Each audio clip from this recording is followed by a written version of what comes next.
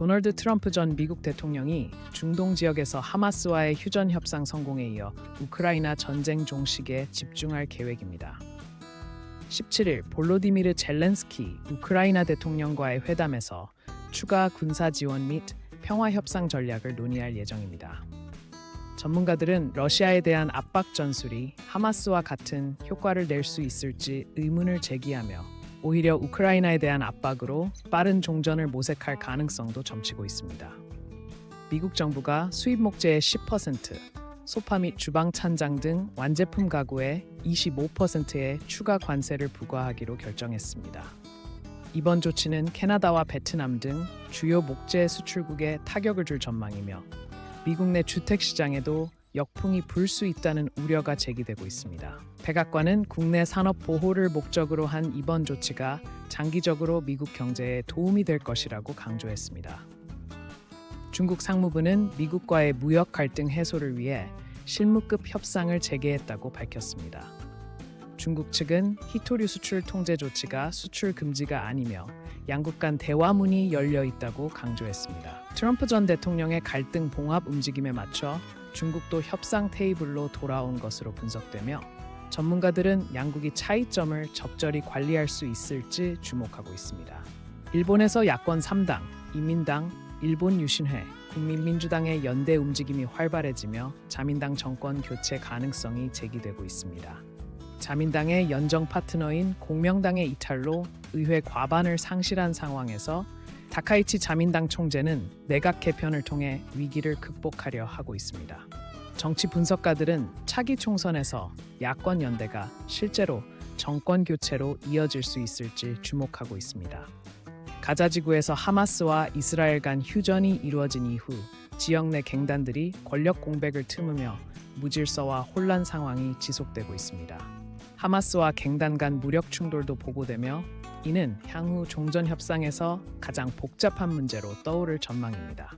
현지 주민들은 치안 유지와 기본적인 공공 서비스 복구가 가장 시급한 문제라고 호소하고 있습니다. 유럽중앙은행이 기준금리 동결을 결정한 후 유로존 시장이 혼조세를 보이고 있습니다. 인플레이션 둔화 속도가 예상보다 더딘 가운데 ECB의 향후 통화 정책 방향에 대한 불확실성이 시장을 흔들고 있습니다. 분석가들은 내년 상반기까지 금리 인하가 이루어지지 않을 것이라는 전망과 함께 유로화 약세가 지속될 가능성을 내다보고 있습니다. 인도 정부가 세계 최대 인구 국가로서의 지위를 활용한 새로운 경제성 전략을 발표했습니다. 제조업 확대와 디지털 인프라 투자를 중심으로 한 이번 계획은 2030년까지 GDP 5% 성장을 목표로 하고 있습니다. 특히 반도체 및 신재생 에너지 분야에 대한 해외 직접 투자 유치를 확대할 방침이며 글로벌 기업들의 관심이 집중되고 있습니다. 브라질 정부가 아마존 열대우림 보호를 위한 국제 공동기금 설립을 제안하며 환경 보호 리더십을 강화하고 있습니다.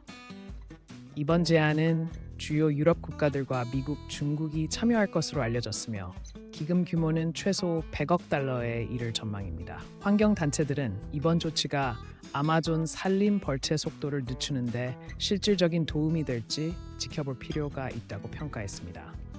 아프리카 연합이 아프리카 대륙 자유무역지대 본격적인 가동을 선언했습니다. 54개 회원국이 참여하는 이번 협정은 관세 장벽 철폐를 통해 대륙 내 교역량 증대와 경제 통합을 목표로 합니다. 전문가들은 성공적 이행을 위해 인프라 확충과 관세 정책 조율이 시급하다고 지적하며 아프리카 경제의 새로운 전환점이 될 수 있을지 주목하고 있습니다. 국제 우주 정거장에 상업용 모듈이 추가되며 새로운 시대를 맞이할 예정입니다.